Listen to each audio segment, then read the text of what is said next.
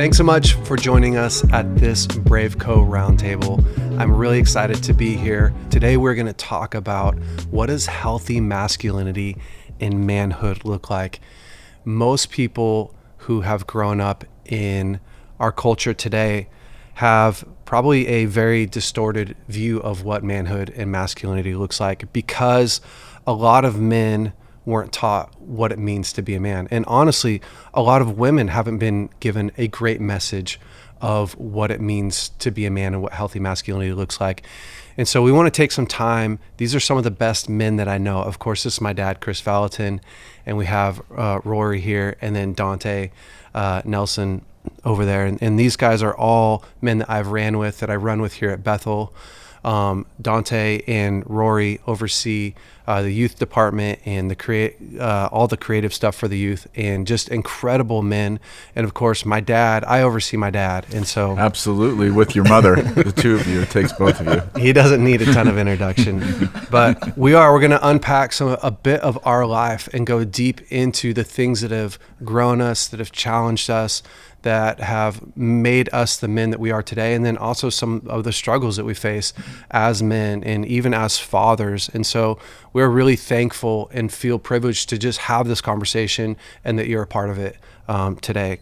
Guys, thanks so much for jumping in and being willing to share. I feel right at home here. We're in the wood shop. Yeah, I'd just like to point out that's the exact saw I have in my wood shop. So, yeah, me too, Chris. Me too. I wish. Yeah. You know, we all know that manhood and masculinity is something that is poured into you from other men. And John Eldredge, he actually said that the best. He gave us that quote. Masculinity is not something that you're born with. It's something that's poured into you from other men.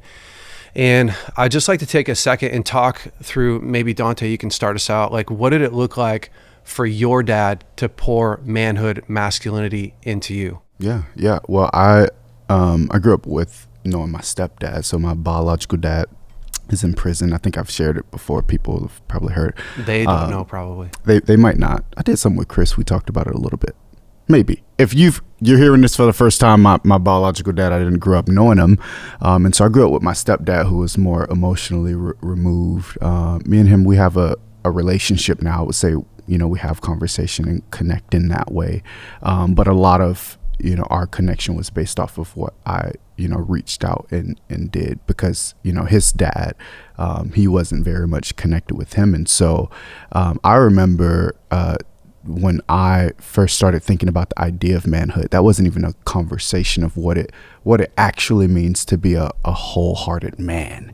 And I remember when that thought first came to me, I felt terrified at the idea of even raising sons, because I was like, have I had that, and I think about Mr. J, who came into my life when I was 9 years old. Who's Mr. J? Your stepfather? Mr. J is my spiritual dad. Wow.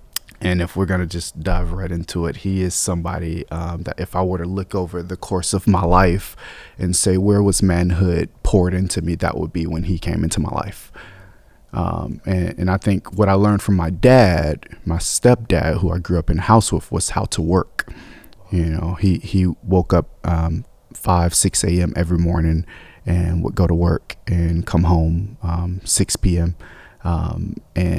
And he was doing construction. He tried to teach me back in the day, and I chose not to, and now I own a home and I regret it, and I've told him that. But I learned to work from my stepdad. Can I ask you just a quick question, going back to your biological father? Did you know that he was in prison growing up? I didn't. I didn't know much about what had happened. We had not had a lot of conversation around that. There's one photo that we have and about 5 memories that I had. And we're all, traumatic or sad memories that some of them actually felt like dreams. And so that was the only context that I had for my biological dad. How did it affect you? I mean, as far as you're comfortable, like, yeah. Let's go there. Yeah. We can go there. How did it affect you not having a biological dad at home? Or your dad being, when you find out your dad's, and your biological dad is actually, in prison. Yeah. I'd also like to add, like, how did that Was that something you were ashamed of, or was something I mean, you felt you had to overcome? growing up in the hood, I was kind of like proud of it. Because I'm like, my dad's in prison, what's up? You know, it's kind of like, so like it's a completely different mentality. Whoa, you know, like so different. But I do remember, you know, my dad's not in prison, but he should be. Yeah. But it's a completely different context. But like growing up, I do remember my basketball games and my football games. Some of my close friends, their dads would come to their games, and I was always aware of it. I was always aware of other people's dads showing up. I was so aware of it. And I never knew why until, you know, obviously today that was me craving that would someone show up for me. Yeah. But a lot of my childhood was watching either friends whose dad would show up to their games, or friends whose dads were in the same city but completely disconnected. Like there was one time me and a friend, we were walking up to this store, and we see this guy at a corner just standing there. He was like, oh yeah, that's my dad. And we had just walked past him earlier, and they didn't even say anything to each other. And that was kind of a normal with where I grew up at times. And so this idea of having a man in your life was very, I didn't have a clear definition of what that was supposed to look like. Yeah, and Mr. J began to set the standard for what that should look like. I saw the way that, you know, he interacted with his kids and the way that he interacted with me when he brought me around. I remember when he started calling me son, and he calls me son to this day. And sometimes I call him Mr. J, and he was like, that's daddy you, you know, and he pulled me in, and he believed in me. He saw me on my worst days, and he saw me on my best days, and so I'm here in Redding because of that man. How old was he? How old were you when he came in your life? I met him when I was around 9 years old, because he was kind of in the community as a kind of like a father figure in the community, and then 13 is when I started really going around him, and it wasn't because of church that I was going around him. I just felt better when I was around him. Wow. Yeah, that's incredible. Yeah. We're going to dive into our spiritual fathers a little bit later too, and just kind of unpack that. Rory, what did it look like for you growing up in your home with your dad? My dad was, he's an amazing man. He is very quiet and very hardworking. So my whole life, he has shown us hard work and loves construction and building stuff. So I picked that up very early on, building stuff. I'm with him, or at least watching him building decks, would, you know, mix cement, all that kind of stuff when I was very little. But it was, I think part of my journey has been with my dad when we're kind of his dad, so my grandpa is an even more quiet man. And then I am a very loud, dominant personality. And so that conflict was very felt. I'm very much more like my mom's personality. She has a very loud, dominant personality. And so growing up, we had to navigate that a lot, because he was so reserved and I was not. Did it feel like rebellion to him, or what did it like, just a clash of personalities? Just like a clash. Like it took us figuring out how to navigate that, and I would say it's the best it's been because they moved here, so now they live here, and that move kind of like it instantly started because I've obviously learned how to communicate a lot better than me as, you know, young Rory, who was just loud and intense, has brought us together in a way I never thought me and my dad would be this close, if that makes sense. Yeah. And it started in 2020 when they moved out here. And but yeah, so that's kind of been like, he's always been there. He's always been this source of strength, even when I remember when 2008 the housing crash happened, when 2001 happened, my dad, where a lot of families got laid off, his first response was, how am I getting another job to solve our deficit? And I remember, because we became so poor, like it was like people dropping food off at our house, and we lived in Dallas, and it's a very nice area, and we are like barely making it. And my dad is working 15, 16-hour days, not making much, just to make sure like our house is being paid. We're still staying in our sports. And we're very aware of it, like, wow, we are like tight. But I remember going, man, I think that was the season where I started going, I want to be that type of person that I don't know why you keep getting up, but I can tell it is very hard on you, but you're doing it, and we're barely seeing you at night, but we're still in our house. And not everybody I know is still in their house because this has been it affected our area so much. I think that's like, as a young man growing up, like I had a dad who was obviously doing the same.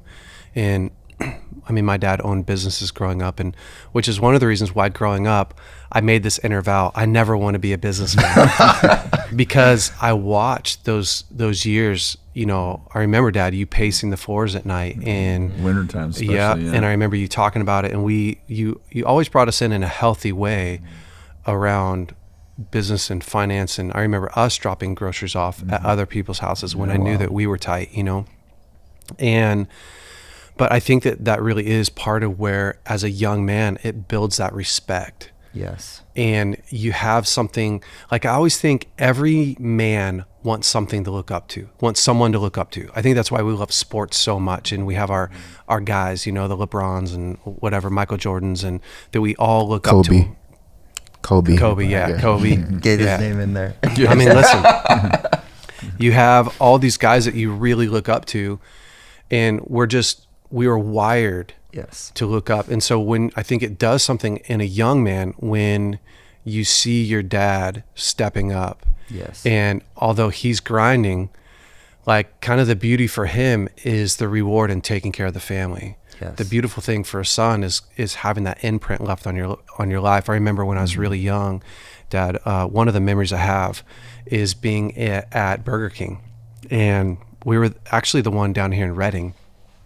And when we were there was this worker who was talking to another worker, and he had a broom, and he was standing there talking to his friend. And you said, "Do you see that guy?" I was probably 9 or 10 years old. I said, "Yeah." He said, "Don't ever do that." I'm like, "Do what?" He said, "Do you see how he's standing there holding the broom talking?" I said, "Yeah." He said, "If you're getting paid to work, you need to work. You're not getting paid to stand around and talk." And you just gave me all these life lessons amazing. Growing up, right? That. Yeah, you gave me That's all a good these. word, though. Definitely how I think. Absolutely. Yeah. That conversation just cost me $28.48. Yeah. That's how you think when you're paying people I on the thought clock. that about meetings. I'm like, how much Exactly. did this cost us? It's true. And I remember you telling me you can make any job fun, because I'd come to work. I'd come to the auto parts store after I got off school, probably not as much as I thought that I did. And you would say, "Hey, can you go clean the machine shop?" Or, "Hey, can you go clean, you know, where they'd make hoses?" Everything was grease and dirt and grime. And at first I hated it. And then your response to it wasn't to make it easier for me. It was, you can make any job fun if you want to. Yeah. And that's where I learned to sing and do all that stuff while working. But it shapes a young boy so much to watch your dad day in and day out and model those values that a man's supposed to model, right? To protect, provide, and promote for his family. And if we don't have that, then, you know, like you, Donta, you grew up without a father, and you, Dad, you grow up going, I don't really know what to do. And 2, I don't know if I'm equipped to do this next step in my life. And it brings a ton of insecurity. Dad, you grew up without a biological father, well, because your dad drowned at 3 years old, and a lot of people know that story. Yeah. And then you had 2 stepfathers that were very, very abusive as well. The thing that I want to talk about with you is, was there a moment as a young man that you felt welcomed into manhood? And if so, like, what was that moment, and who did that for you? My grandfather. I don't know why I'm emotional. He loved me. Because he loved you, yeah. And, you know, interesting, you know, I have all my cousins are all girls. I'm the only boy. So they would view my grandfather very differently. That they loved him, but they would probably not view him with the high regard that I have. Because he was the only man in my life when I was young. who actually believed in me. And I worked on his farm. So my grandfather bought a farm when I was, I would have been probably 13. So, and then in the summer times I lived there. So I would live there for 3 months and then go to school. And so, that would be harvest time. So, and my grandfather also worked at Hershey's because that farm was only like 23 acres, so it didn't provide enough money to live on. So he worked at Hershey's, and then he would leave me a list of chores, and then I had to do those chores. And he bought me a Honda 90 motorcycle, which was really cool, 13, 14. And so I had a list of chores I would do every day, and my grandfather, again, he taught me hard work. Like, I learned how to work from my grandfather. My grandfather had honestly didn't know the Lord till last year's life. He had one value system, and that was, if you were a hard worker, you were a worthy, noble man. If you were anything beside, if you worked 40 hours, you were a lazy bum. My grandfather would go, that man's he's a lazy son of a, and I'd be like, he has a job. My grandfather's work ethic was like anybody who just worked and he came home and, what a savage. Whatever, Yeah. He's like a sage, he didn't have good things to say about him. So you can imagine in my young mind, I'm like, okay, so if I want to have value. Yeah. And then I learned not just the value of hard work, I learned the joy of hard work. Wow. Like to this day, like you like to fish and hunt, and you have these hobbies.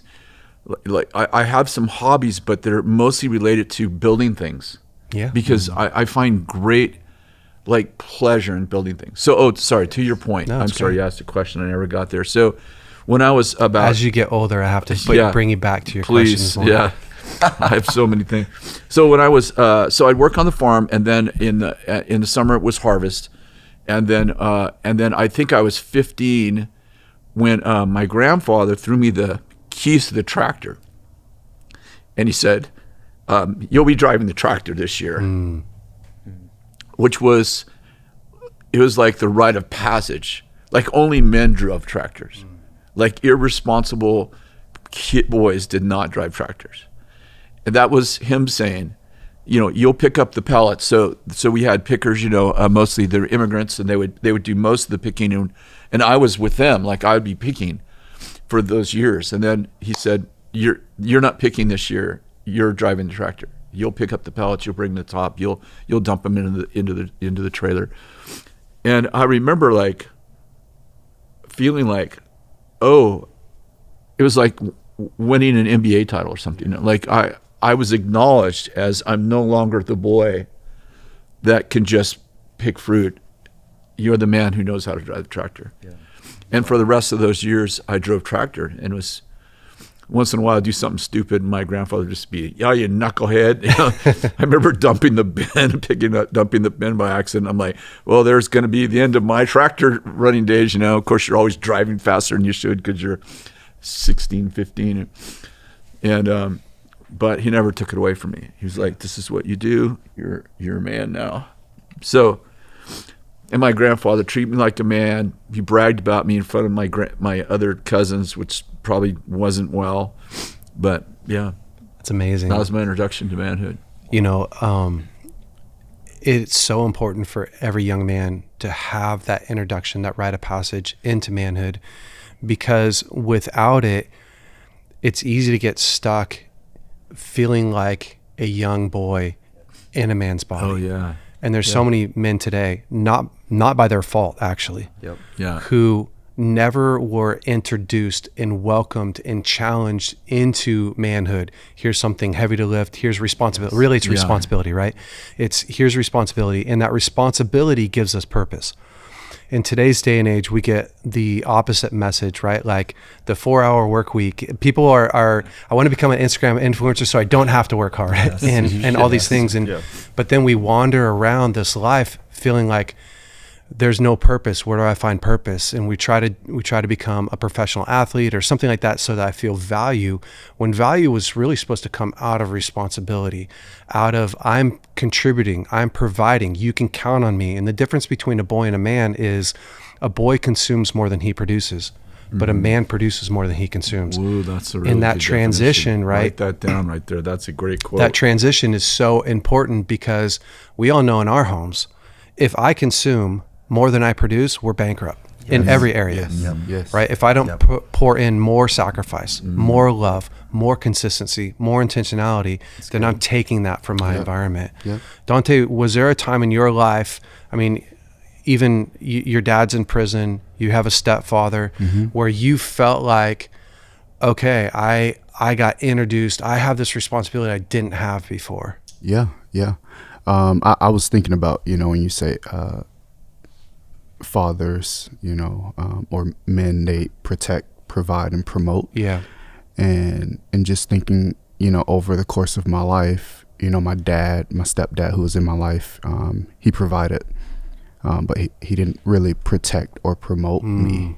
Mr. J, didn't really provide. I was under a different household, but he promoted and protected me. It's amazing. I remember this one time, I was doing spoken word, like in my community and stuff, and I started getting these really cool opportunities to go over to a different city and do spoken word, and they were really pulling on me.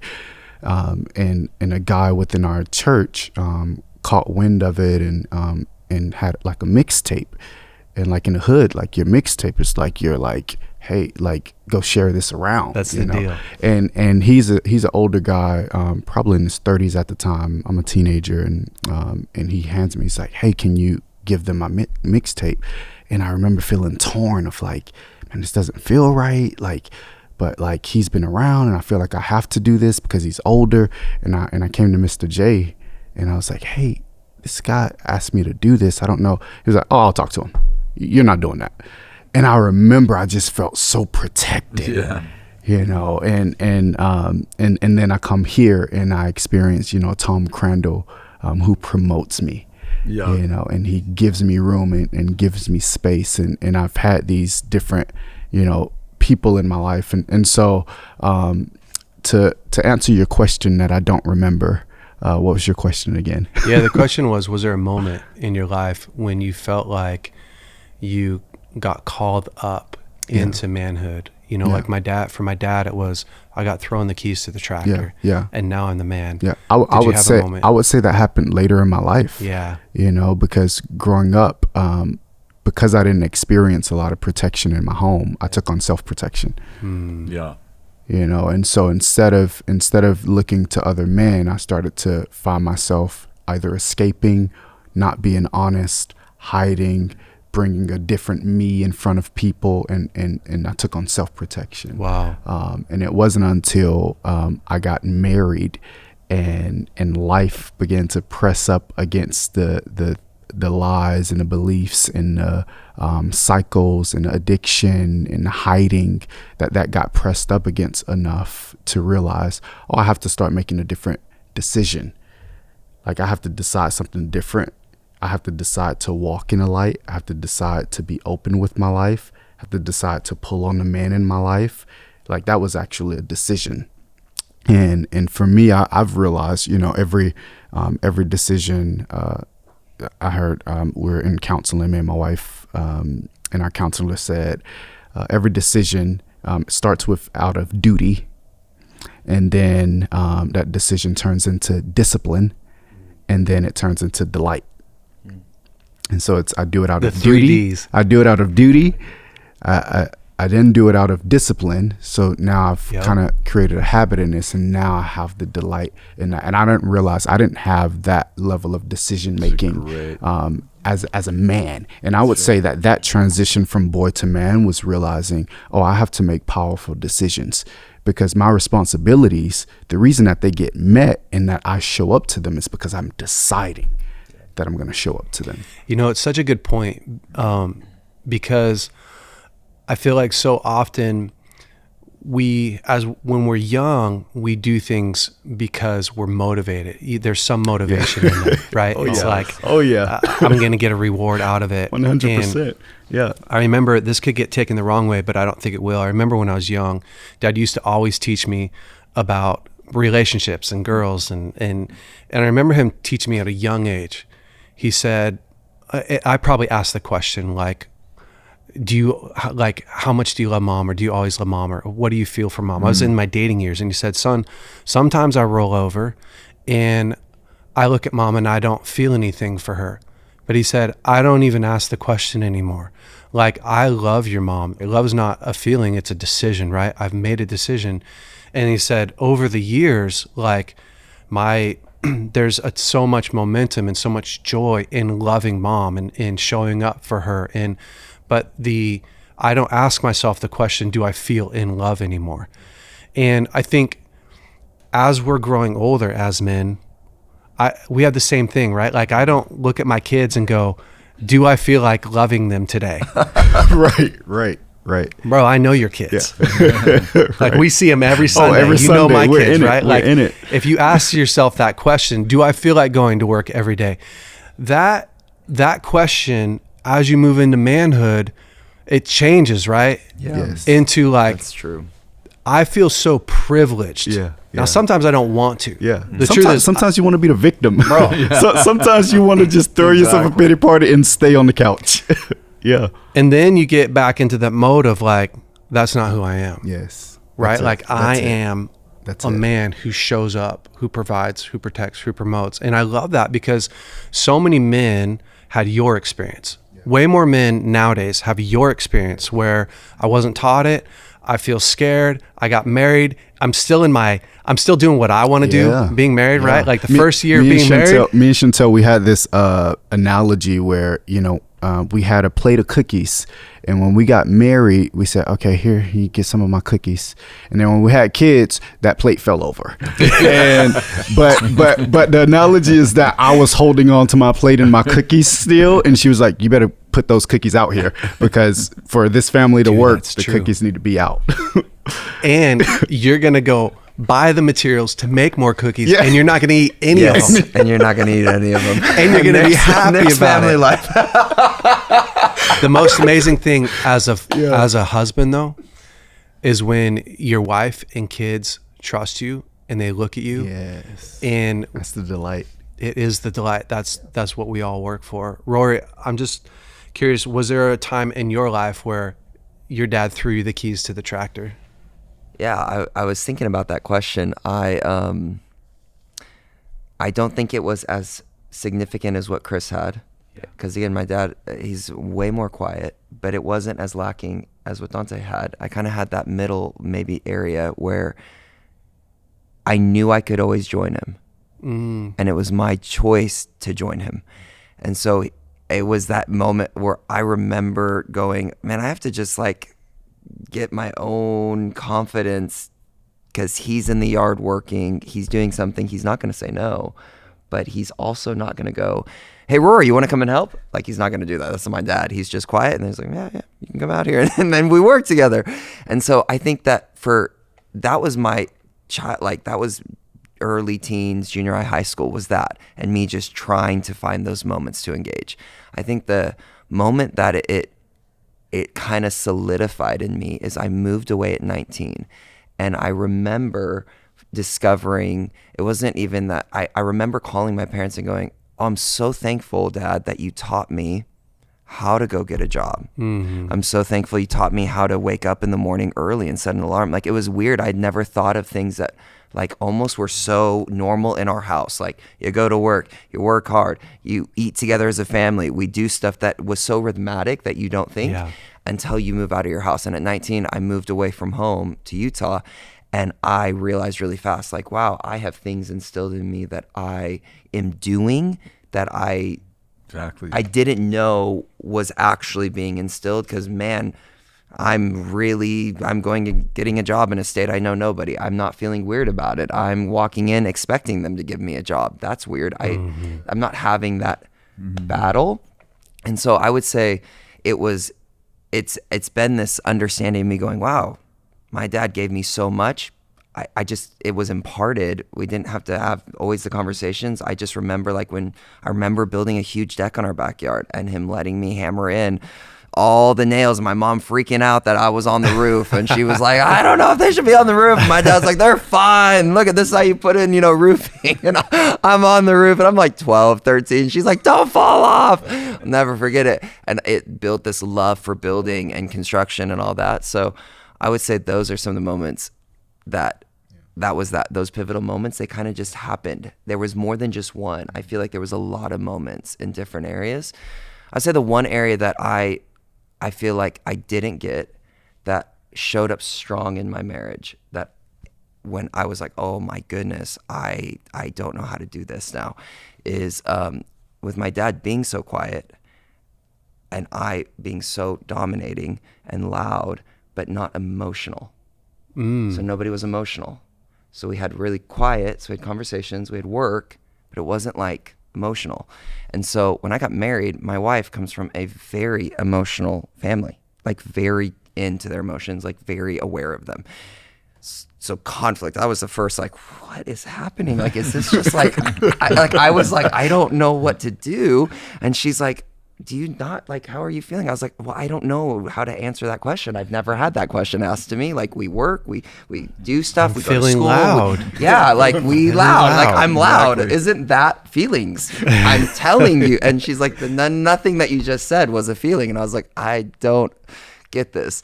So that was like, haha, this is so funny, until I had my first kid. And then having Brooklyn, I was 27 and I had a complete crash. I started having massive panic attacks. I remember had to that. stop going to work. I couldn't be around anybody. For 3 months, I couldn't hold Brooklyn.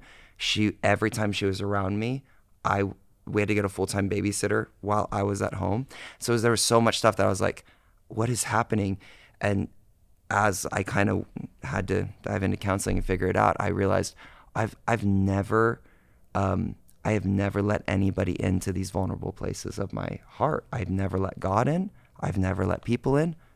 Nobody knows me. And now I have something that is so precious that I feel like I can fail on, and I don't know how to handle it. It was your fear of failure. The fear of failure and the fear of, I don't know if I have what it takes now. Even though I have all these things, I don't think I have what it takes. And overcoming that, like, it probably took me 18 months in counseling to curve a bunch of panic attacks, anxiety, and get to a place where now I'm like, oh, I don't have that anymore. That was a huge hurdle. And on the other side of it was so much vulnerability that I had to start going, it's so freeing, but there are now multiple people in my life that know everything about my life, where that was just not normal.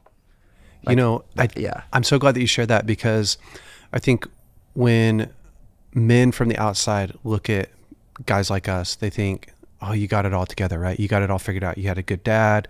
You had a mom that's passionate. But what they don't see is that just because you grew up in a home with a good dad doesn't mean that you have all the answers. Right. And just because you have a dad to fall back on doesn't mean that you're confident, right? And yet you are becoming this new dad. You've got a job. You work here at the church. You've got Tom Crandall with you. And all of a sudden, a door gets opened up in your soul that you weren't even aware of. Mm-hmm. Like if someone had asked you 2 months before that, hey, how are you going to do raising the baby? You would have said, I thought I was going to be the best dad ever. I would tell people, I'm like, I want to have kids. I've wanted to have kids since we got married. Like, I was so excited to have kids.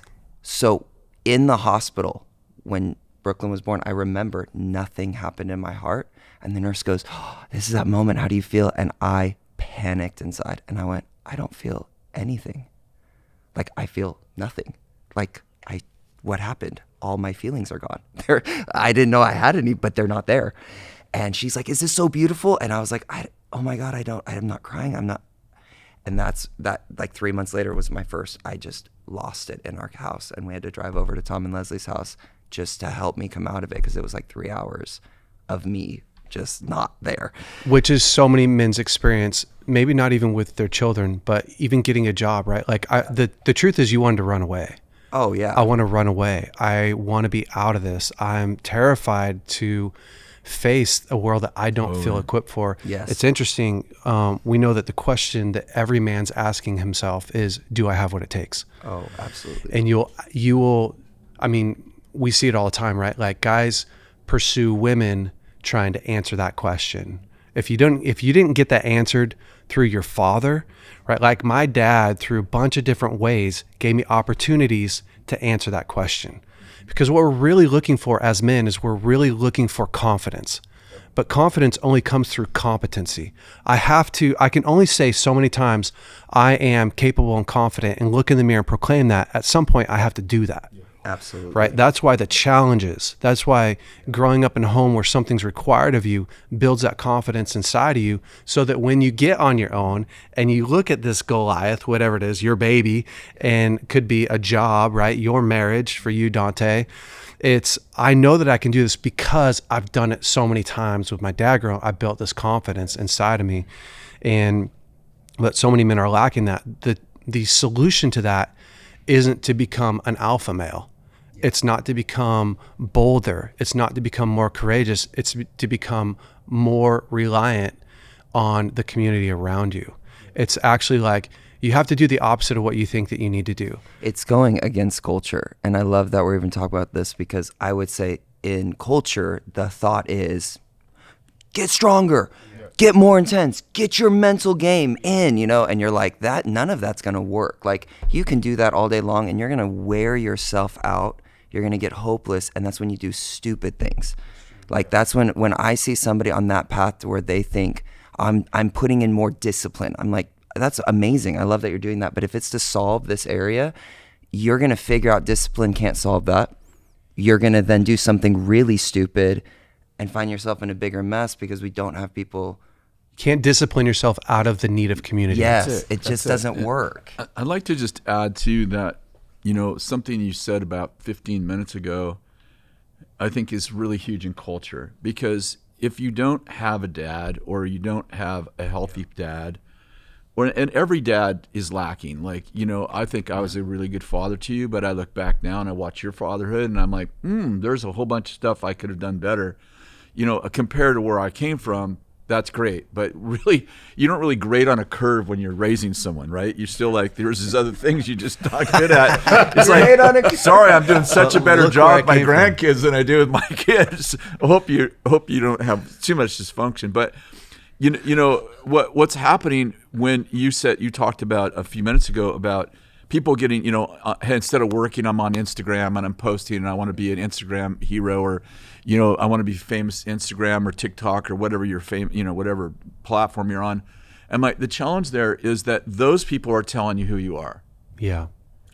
And I just got to say this, like, I'm writing a post right now on social media, so it's really in my mind. Social media is so freaking unhealthy. It's not real. Yeah. And people say the most terrible things on social media. Mm-hmm. Like, I'm saying that when you're instead of doing this, where you have fatherhood connection, and you're finding real people in your life to speak into your life that you admire and that believe in you, instead of doing this, you resort to, I will hide in this. This is not just like neutral. This is like allowing social media and the people on there and the comments to mold you. Yes. Is, I've just figured out in the last few months, like, so destructive. Yes. And you end up being a reaction to what people post. Like, you post something, people are like, well, you didn't do that. I'm like, oh, I got to be this person over here. I've got to be more of that. And it's like, and you talk about not feeling equipped, or feeling like the sense that do I have what it takes? Yeah. You get on there, you're never going to think you have what it takes. Yeah. And if you do think you have what it takes, the people are telling you what it takes what it takes isn't what it takes. Yeah, because what's valued on social media has almost nothing to do with life. Yeah, it's true. And no, that's true. real. And no, I'm on social media every day. This is 100%. It freaking has nothing to do with being a man. And then you very see all of the dysfunction that's happening because we don't have dads in homes. We have a bunch of kids that have access to social media all the time. It is so apparent right now in the upcoming generations. Kids are being raised by their computers and going, I don't know how to connect. Some of the most profound things we do in Young Saints that people think, how are you guys solving the disconnect of kids? And what are you doing? I'm like, we are teaching kids how to talk to each other and talk to leaders and adults. Most of the things we do is to try to connect humans with humans because it's so lacking. And that level of vulnerability, I'll it play basketball at the changes. YMCA, and there's probably 100 guys that play, like, in total, right? My guess is that 30 to 40 of them wear earphones Yep. while they're playing the game. And when they come into the gym, they have their earphones or headsets on. And I'm like, they're sitting there, and you're like, it took me a while to figure out, like, why he's not answering me. It's because he's listening to music. And I'm like, what does the earphone say? Yeah. Does it say, I'm not available. don't talk to me, I'm not available? And I'm like, these people have so much social anxiety. Yes. They've grown up. The machine has been their father and mother. They actually don't know how to communicate with a human. So they put... And like yesterday we were playing, and like this guy's earphones fell out like 4 times on the court while he has them in. And I'm like, normally you take your earphones off and put them over on the bench while you play a game. Nope. And I'm like, what is going on with this generation? Yeah. Honestly, That's my point. yeah, we know that we were all designed for community. But the challenge is when you grow up in a home where community is not just lacking, but is painful, the tendency is to run away from it, right? And things that feel intuitive, like emotions. God gave us emotions so that we can connect.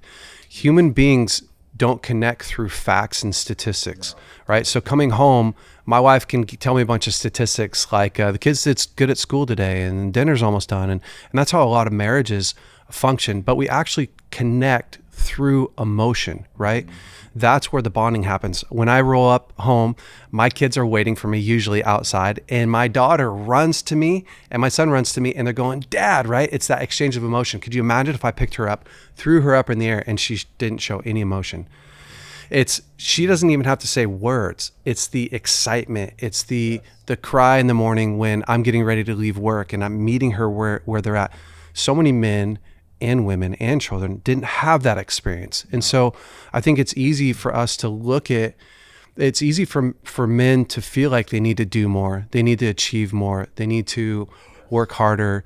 They need to be something else because there's a massive void inside of their heart, right? They're doing all the things that they know to do, and yet it's still not enough.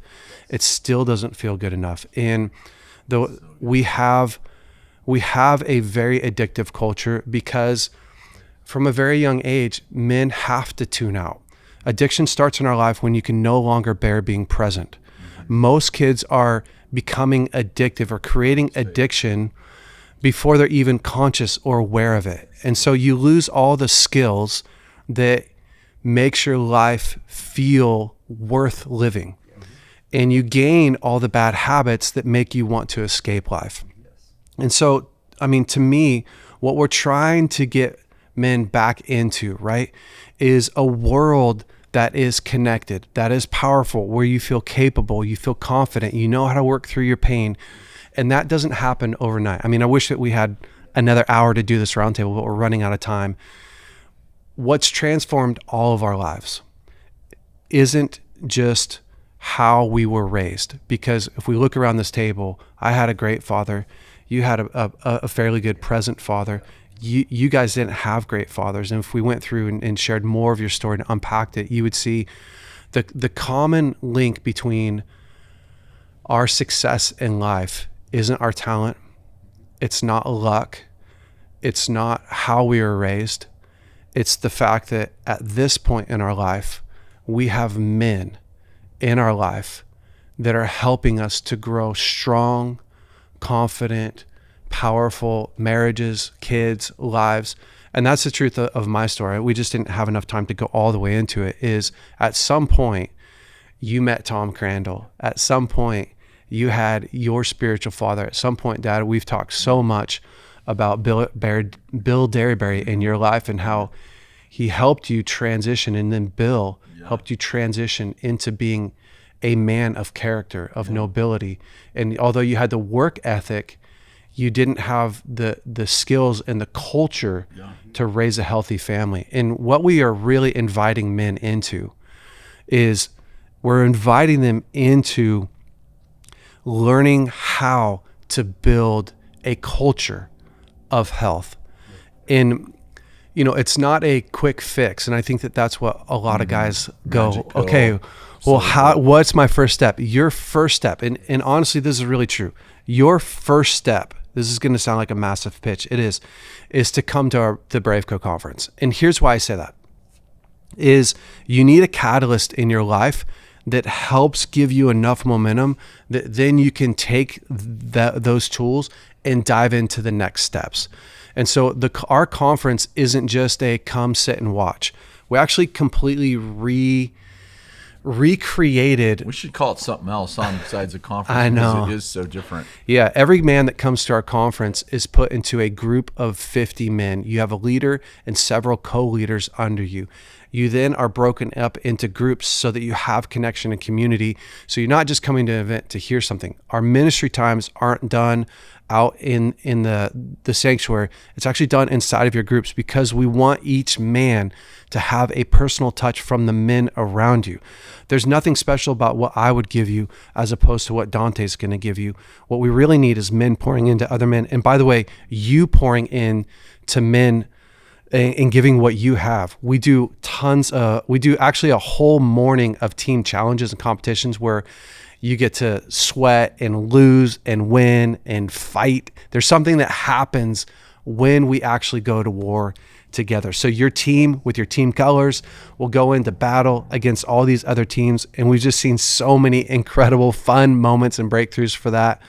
But then we give you an opportunity as well at the conference to build out a battle plan for your life. Every single man that comes to the conference, you're going to leave there with a battle plan. So we're literally looking at the 5 areas of your life: your businesses or finances, your marriage, your relationships, your relationship with God and yourself, your physical health and your emotional health, and looking at your life and helping you to create a plan so that when you leave the conference, you actually go, okay, here's what's most important to work on in my life. We don't want to do conferences that are mountaintop experiences and then guys go home and they forget what's different in my life. And then on top of that, we have a discipleship moment for you after the event. If you want to run with other men, we are creating a discipleship moment for you. You can jump in with your own church. You could jump in with BraveCo. And now you've had this incredible catalytic moment that is helping you to go, this is the plan for my life, and I can take it and run for the next year of my life with these men and grow a strong, powerful life. That's what we're doing. On top of it, the thing that honestly, one of the things I'm most excited about is we have a Rite of Passage for young men 12 to 18 years old. And a Rite of Passage, Dante and Rory are heading it up. It's going to be incredible. We have a 2.5 mile. Is there going to be a tractor there? There will be. There will be. Actually. We have a 2.5 mile tough mudder course. Do you want to talk about it just a little bit? Yeah, we're setting it up to where we're gonna see young men, 12 to 18, that get a chance to be celebrated, encouraged, and believed in by a group of other men to do something that it's going to feel impossible for some of these young guys. Like, it's pretty intense. And it's going to feel this thing that goes, I feel the support of other men, not just my dad, not just my older brother, but like men together. And I think that's what's so powerful, is because if you think it only has to be your dad or your brother, you miss it. When you realize it is the community of people that God has placed around you, you can win anywhere. 100%. You win anywhere in life. That's when true. you realize, I actually already have what I need where I live. And so hopefully that experience will provoke that in dads, fathers, but also young men that get to do something that's going to be pretty exciting. Our theme this year at the event is to rise up. And it's on. really what I feel like is happening all through culture. It's the story of Nehemiah, right? It's rebuilding the walls. It's coming in and doing what hasn't been done in your generation, in your life, in your lifetime, but coming with a community and building something that you may have never seen before. And so I want to encourage you, if you enjoyed what we talked about here, our conference is going to be a major catalytic moment in your life. We have some incredible speakers. My dad, of course. We have Steve Weatherford, who's an NFL kicker. We have Greg Hendricks, Bill Johnson, and then Banning Leapshire. We'll be there as well. So we'd love to see you guys there, but hopefully you enjoyed this roundtable. Guys, thank you so much for showing up today. Yes. I love you So guys. fun. Appreciate bless. it.